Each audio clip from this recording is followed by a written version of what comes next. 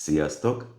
Berkesi Alex vagyok, és ismét nem basszusgitárokról fogok nektek beszélni, hanem ezúttal a Mahalo cég ukuleléit mutatom be.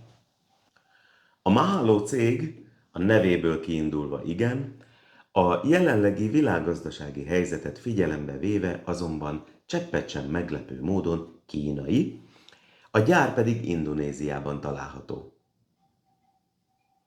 Kézfeltartással jelezze az, aki ennél ütősebb kombóról hallott már életében.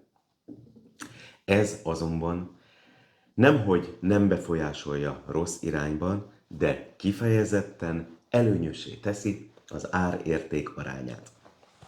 Szoprán ukuleléket fogok nektek bemutatni, mindjárt kezdem is a legkisebbel. Ennek, ha jól tudom, talán még a nevében is szerepel az ananász, ami a közhiedelemmel ellentétben nem is az ízére és nem is a hangjára, hanem a külalakjára utal. Megmutatom azért, hogy hogy szól.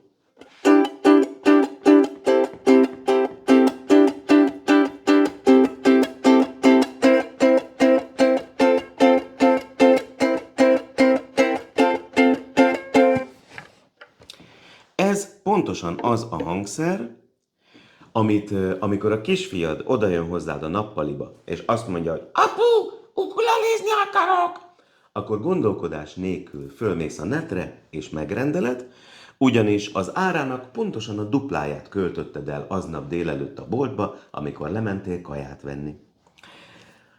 Ennek ellenére azt kell mondjam, hogy egy teljesen működőképes jó kis hangszer, megtartja a hangolást, szépen megszólal, és akkora, amit velem ellentétben, akinek ilyen virsli ujjai vannak, ráadásul 7 húros basszusgitárhoz szokott, egy gyereknek egy tökéletes tanulóhangszer.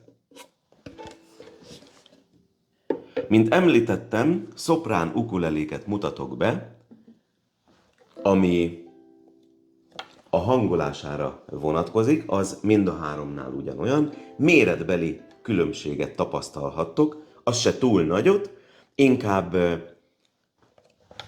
annyi a különbség, hogy ezt a hangszert már kényelmesebben meg tudja szólaltatni egy felnőtt.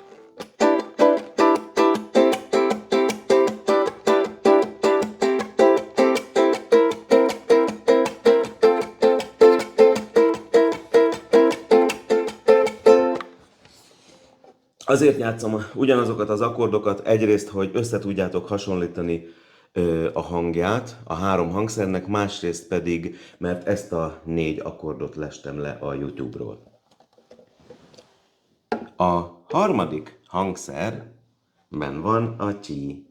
Legalábbis nekem, aki elektromos hangszereket használ, ugyanis ez elektroakusztikus, ami egy ilyen pici és kishangú hangszernél különösen érdekes lehet, mert ezt kipróbáltam, úgyhogy tapasztalatból mondom, bátran lehet használni olyan körülmények közt, amikor más elektromos hangszerekkel együtt játszik az ember, mert amint itt látjuk, a pici elemtartó mellett van egy hangerőpotméter, egy mély és magas hangszínszabályzó, és ezzel a pici gombbal egy hangológépet tudunk aktiválni, amit hogyha benyomunk, egyben mute-olja is a hangszert, így színpadon játék közben is használhatjuk.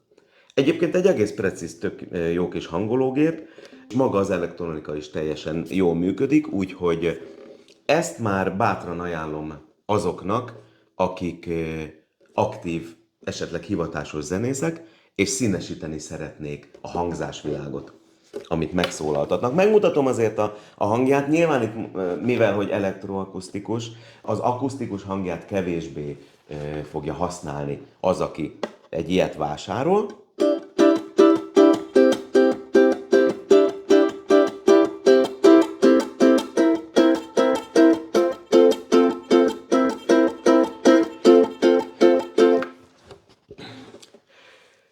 Érdekes módon ennek van a legtestesebb hangja, pedig nem ez a legnagyobb, hanem ez a középső.